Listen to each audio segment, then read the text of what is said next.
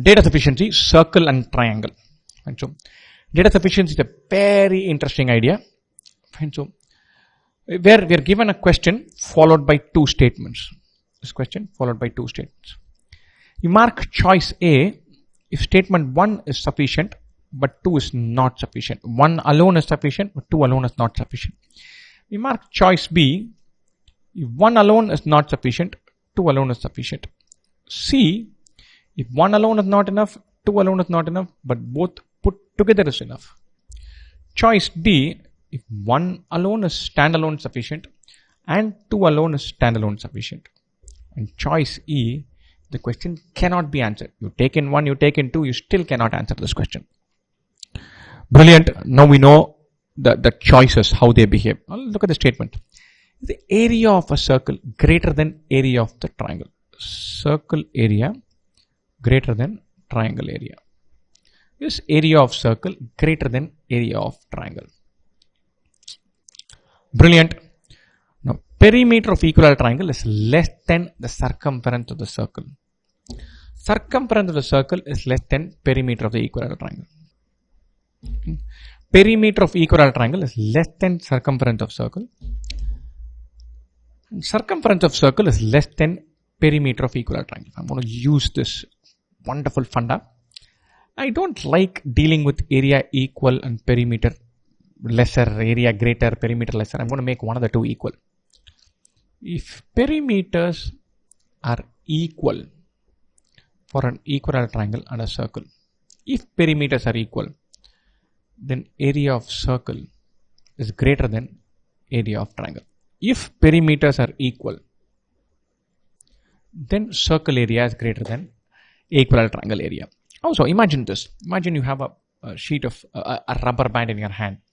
You put it as a triangle, right? Not a rubber hand, but a piece of string. You spread it out. You can imagine the area increasing for the same perimeter. Simple rule of thumb: more sides there are, the higher the area will be. More symmetry there is, higher the area there will be. For a given perimeter. If you're given a perimeter and say, when will the area of a triangle be largest? Make it an equilateral triangle. Which quadrilateral will have the maximum area? Make it a square. Between equilateral triangle and square, which will have a larger area? More sides, square will have the larger area.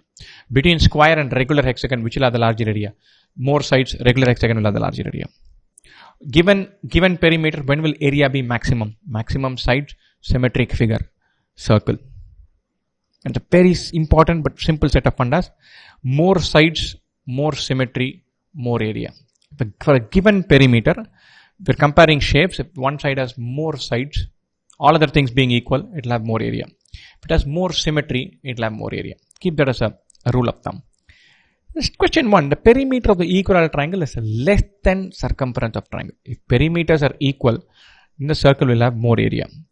If perimeter is lesser, then definitely circle will have more area. Even if they are equal, circle will have more area. Perimeter of triangle is lesser. So the circle has higher perimeter. It will definitely have more area. Statement 1 is sufficient. Perimeter of equilateral triangle is less than circumference of circle. Circumference of circle is higher, then it will have more area. If circumference of circle is less than perimeter of equilateral triangle, that means perimeter of equilateral triangle is more than that of circle. Then can we compare area of circle and area of triangle? The question is area of a circle greater than area of a triangle? Same perimeter, circle will have more area. Higher perimeter, circle will have more area. Lesser perimeter, it obviously need not have more area. Fine. So imagine, I'm going to give you just broad numbers. I don't want to drill this down and do algebraically. Let's say this perimeter is 18.